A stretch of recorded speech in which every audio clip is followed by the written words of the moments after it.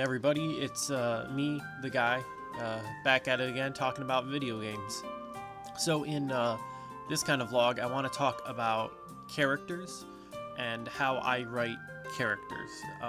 So this is something I never really had to worry about before in my older projects because characters weren't as important and I didn't put much emphasis on them and their relationship to the world. So for this game, I wanted to put all my effort into this, including the characters and the stories and the world. So the first thing that I thought about is I want to have dragonists, so 2 protagonists.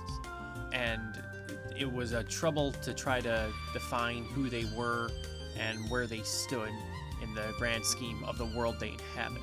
And what helped me out was defining them a backstory, what happened before the events of the game. So you have Locke, who after a traumatic experience became a shut-in, so he doesn't want to take risks. He stays inside and he just kind of reads books so he can learn more about the world without putting himself at risk to get hurt or to have others get hurt.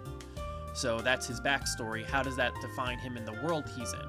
Well, in the town he's in, everybody thinks he's a good person. He's really kind and considerate, but he stays inside all day, and he's a little bit of an oddball.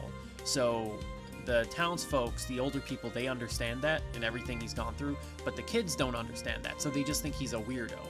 And then with the other protagonist, Ardra, she's very gung-ho, she's very fight first, ask questions later. Because of her background, she wasn't born in this town that she lives in right now, but the townsfolk accept her as one of their own wholeheartedly. She screws up a lot and gets into trouble a lot, but because of just her optimism and her bright personality, everybody just hands wave it away just because of how great she is with everybody around town. And the kids of the town, they love her. They think she's so cool that they have a fan club of her. So these 2, protagonists have kind of an opposite viewpoint on how they view life and how they interact with other people and how other people perceive them.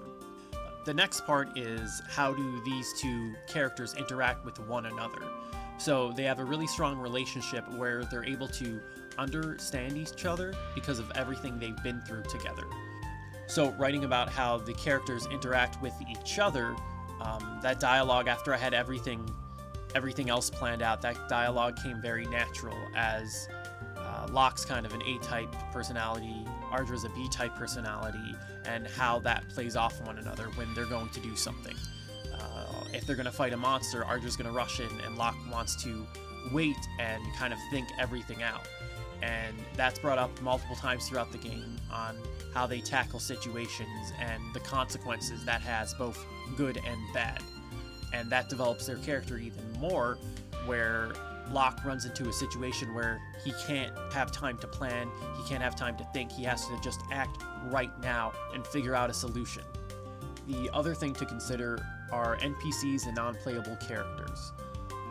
I think for writing dialogue, especially for an RPG, every dialogue an NPC says has to be meaningful in the world around it.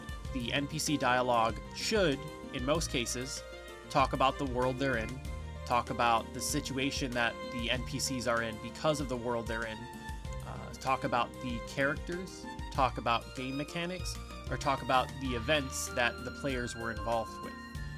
All of this helps kind of synergize and build a real world that you're living in instead of just arbitrary, nonsensical dialogue.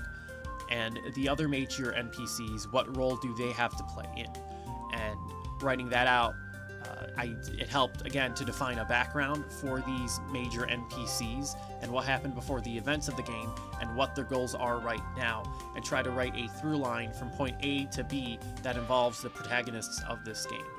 And being able to focus on this gave me a goal in writing for all these characters and all these situations that they're in, to the point that once I throw them into a new situation, I kind of know in my head what they're going to do and what's going to happen as a result.